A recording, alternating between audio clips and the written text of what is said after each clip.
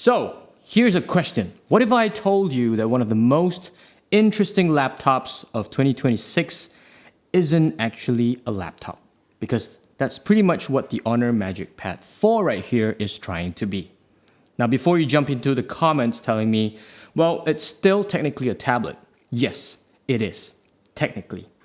But I still think that Honor is aiming for something much bigger than just another media consumption device. It might just be one of the first Android tablets that's actually making me rethink how much laptop I really need when I'm on the move, or whether or not I'm still able to get things done without one. Let's start with the obvious. Okay, so the first thing that you actually cannot miss is the display right here. This is 12.3 inches. It isn't too big or heavy to bring around because of the super slim bezel right here. The slim bezel right here is important because this allows more workspace and of course, also looking sleek and up to 2026 requirement. You could have all the power in the world, but if you're trying to do work like viewing emails or worksheets on a smaller screen, eventually you start wishing you brought your laptop instead. Now, the MagicPad 4 actually changes that equation. The larger display gives you room to breathe. Multiple windows feel natural. Side-by-side multitasking doesn't feel cramped. And when paired with this laptop sleeve, it generally starts feeling closer to a lightweight computer than a traditional tablet. Not completely replacing a laptop, but definitely getting closer than what most Android tablets before it. And that brings us to what Honor is calling a PC mode.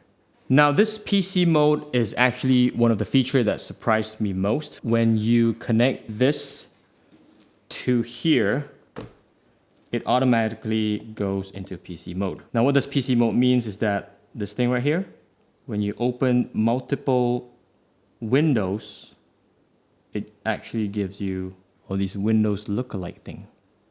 Of course, the goal isn't to turn Android into Windows. Instead, it gives you a desktop-style environment that feels familiar enough for productivity. You get floating windows, resizable apps, a taskbar, and an overall experience that resembles what you'd expect from a laptop. Again, I want to emphasize this. If you're a professional video editor working on massive projects, or a software engineer compiling giant applications all day long, you're probably still bringing your MacBook or Windows machine. But for students, content creators, entrepreneurs, marketers, sales teams, and honestly, most people, including myself, the things we spend 80% of our day doing are surprisingly basic. Things like emails, presentations, Google Docs, meetings, web browsing, research, or even content planning. And the MagicPad 4 handles those comfortably.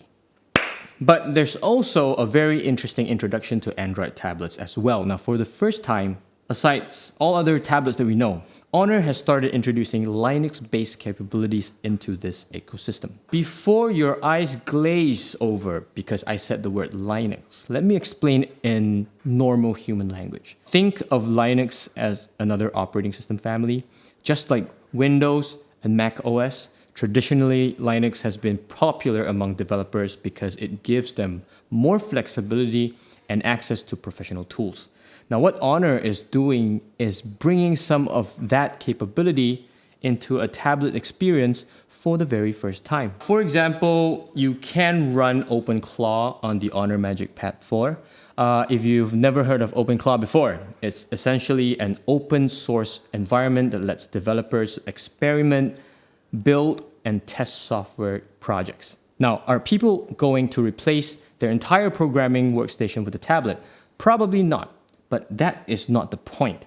The fact that you can sit in a cafe, open a tablet, write some basic code, test scripts, learn programming, or work on lightweight development projects is kind of wild. A few years ago, that conversation wouldn't even exist for Android tablets. Today, we're actually talking about it. And that's a pretty big shift. What else can you do with such a beautiful large display? Yes, exactly my very first thought was if only you can use this as an external display to your MacBook, for example. Can it do that? If you're in an Apple ecosystem and you want a portable secondary display, your first thought is usually an iPad. And while iPads are great, they're also very expensive, sometimes too expensive. The MagicPad 4 creates a genuinely interesting alternative. You can connect it to your Mac and use it as an extended display, not just screen mirroring, an actual second workspace, which means when you're traveling, working remotely, or editing on the go, suddenly this tablet becomes much more than just a tablet. It becomes your second monitor, your presentation screen, your productivity hub, your entertainment device, all in one package. And that's something I didn't expect to appreciate as much as I did. Now, once you get used to having that extra screen real estate, it's kind of hard to get back. Now, what's equally impressive is how comfortable the MagicPad 4 feels around devices that don't have the Honor logo on them. We've talked about this on the Honor Magic V6 foldable review.